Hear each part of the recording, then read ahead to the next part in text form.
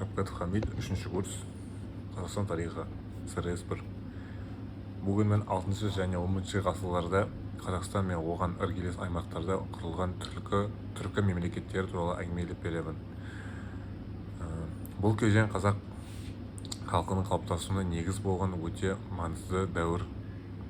Түркі мемлекеттері арқылы біздің бабаларымыздың саяси бірлігі, мәдениеті мен діні дамып, кейінгі тарихымызға зор әсер етті.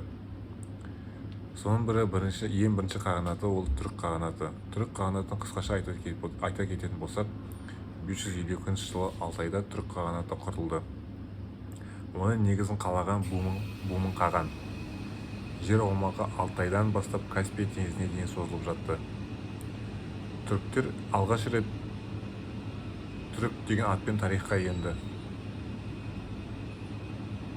Мұқан қаған кезінде қағанат күшейіп, бүкіл орталық Азиялық үстемдік жүргізді. Бұл мемлекет түркі халықтарының этникалық және саяси тұрғыда бірігуіне жол ашты. Содан кейін шығыс және батыс қағанаты болды. Деректерге сүйенетін болсақ, шығыс және батыс қағанаты басында бірге болып, аяқ жағында екі жаққа бөлінді. Бөлінген жыл мезгілі ол 603 жылы. Шығыс қағанатының орталығы Архон, қазіргі Монғолия жерінде, батыс қағанатының орталығы Суяб қаласы және Жетісу жерінде болған. Шығыста Қытайлармен, батыста Иран және Византиямен байланыста орнатылды. Бірақ екіге бөлінуі түркі халықтарының саяси бірлігін әсер етті, яғни экономикалық түрде әсер етті десек болады. Түркеш қағанаты. Түркеш қағанаты 704 жылы Жетісуда Түркеш қағанаты пайда болды. Оның орталығы алғашында өзіміз айтып кеткендей Туяб, кейін осы Қазақстан мемлекетіндегі Тараз қаласы болып есептелді. Алғашқы билеушісі Үштік қағанат. Түркіштер арабтарға қарсы күресте ерекше рөл атқарды. Олар қара түркештер және сары түркештер болып екіге бөлінді. Түркештер Жетісудағы тәуелсіз түркі билігінің сақталуына ықпал етті. Содан кейін Қарлық қағанаты. Қарлық қағанаты 756 жылы түркештердің орнына Қарлық қағанаты келді. Оның орталығы Баласұғын қаласы болды. 840 жылы Қарлықтар Ұйғыр қағанатына құлатты. Кейін осы қағанаттың негізінде Қарахан мемлекеті құрылды. Қарлықтар Жетісудағы түркі халықтарының саяси және этникалық тұрғыдан және одағын қалыптастырды. Оғыз мемлекеті.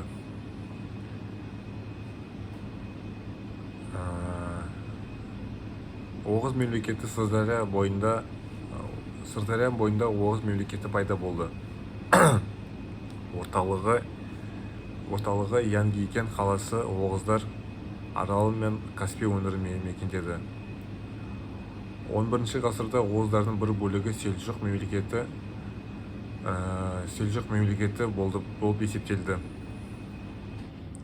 Олар қыпшақтармен жиі соғысты. Оғыздар қазақ халқының этникалық тарихында үлкен орын алды деп есептесек болады.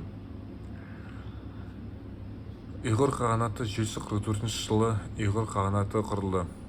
Орталығы Қара Баласұғын қаласы. Бұл мемлекет Монғолия аумағында орналасқан. Ұйғырлар көшпелілерге қарағанда отырықшылыққа жақын болды. Олар түркі жазуын дамытып, буддизм және де манихей дінін таратты. Яғни Ұйғыр қағанаты түркі халықтарының мәдени өркендеуі болып есептелді. Қарахан мемлекеті. Қарахан мемлекеті 940 жылы Жетісуда Қарахан мемлекеті пайда болды. Оның орталығы Баласұғын, кейін Қашғар болды. Бұл мемлекеттің ерекшелігі 960 жылы ислам дінін ресми қабылдауы Қарахан мемлекетінің Қазақстандағы исламның орнығуына жол ашты. Яғни жаңағыдай ағашқа, табиғатқа, ырымдарға сенімді орнына ислам діні келіп, адамдар Құдайға табына бастады. Қарақытай мемлекеті 1128 жылы Жетісу Қарақытай мемлекеті құрылды. Оның орталығы Баласұғын. Қарақытай Қарахан мемлекетін жеңіп, яғни оның Қарахан мемлекетінің орталығы Жетісу Баласұғын болатын болса, содан кейін Қарақытай жеңіп, оның орталығын басып алып, өздерінің орталығы қылып есептеді. Бірақ жеңгенмен бола тұра 1213 жылдары наймандардан жеңіліп, мемлекет құлдырай бастады. Қарақытайлар сырттан келген халықтардың да Қазақстанда ықпал екенін көрсетті. Қимақ Қыпшақ бірлестігі. 11 ғасырда Ертіс өзені бойында Қимақ Қыпшақ бірлестігі құрылды. Қимақтар 7 және 8 ғасырдан бастап белгілі. Ал кейін Қыпшақтар күшейіп билікті өз қолына алды. Яғни Қимақ Қыпшақ бірлестігі 11 ғасырда басталса, оған дейін Қимақтар 6, 7, 8 ғасырларда белгілі бола берген. Солай біртінде келе Қыпшақтар көбейіп, билікті өз қолдарына алып, Қимақ Қыпшақ бірлестігін ұйымдастырды. Бұл бірлестік Қиық Қыпшақ хандығының негізін қалады. Ендігі айтатын болсақ, Қыпшақ хандығы. Қыпшақ хандығы 11-13 ғасырларда Қазақстанның ұлан-ғайыр даласында Қыпшақ хандығы өмір сүрді. Оның жері Еділден Еріске дейін созылып жатты. Бұл аймақ өзіміздің тілімізде Дешті Қыпшақ деп аталды. Қыпшақтардың орталығы Сығанақ, кейін Сарайшық қалалар болды. Қыпшақтар Визентияна, Русь пен Хорезма сондай мемлекеттермен байланыста болған. Қазақ халқының этникалық құрамын қалыптасуына Қыпшақтар ерекше үлес қосты. Хазар қағанаты. Хазар қағанаты 7-10 ғасырларда Каспий теңізінің солтүстік батысында Хазар қағанаты болды. Оның орталығы Итиль қаласы болып есептелді. Хазарлар тарихта еврей дінін қабылдаған халық ретінде белгілі болды. Олар Еділ бойында ірі саяси күш болып есептелді. Одан кейін жайлап дами келе Найман, Керей, Меркіт және басқа мемлекеттер болып дами бастады. 10-12 ғасырларда Монғолия мен Алтай жерінде Найман, Керей, Меркіт сияқты тайпалар мемлекеттер өмір сүрді. Керейлердің орталығы Ханғай тауы болса, Наймандардың орталығы Орхон өзені бойында болды. 12 ғасыр соңында Шыңғыс хан күшейген кезде бұл мемлекеттер әлсіреп, монғолдар өз қолдарына ала бастады.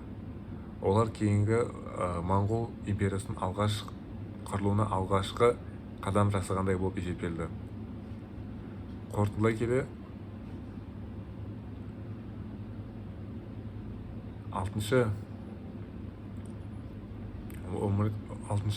ғасырларда түркі мемлекеттер қазақ халқының тарихына ерекше орын алды. Бұл мемлекеттер бір жағынан көшпелі дала империялары болса, екінші жағынан отырықшы мәдениет, ислам дінін жазу-сызуды дамытты. Түркі халықтардың және саяси мәдени мұрасы қазіргі Қазақстанда үлкен мәңгіге ие болып есептеледі.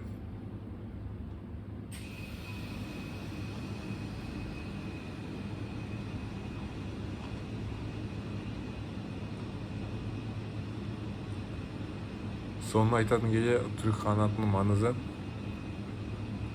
алғашқы түркі халықтарын біріктірген ірі мемлекет болып есептелді. Шығыс және батыс түрік қағанаттары екі қағанатты ұлы жібек жолы, сауда-саттық, яғни бағана айтып өткенде экономикаға әсерін тигізді.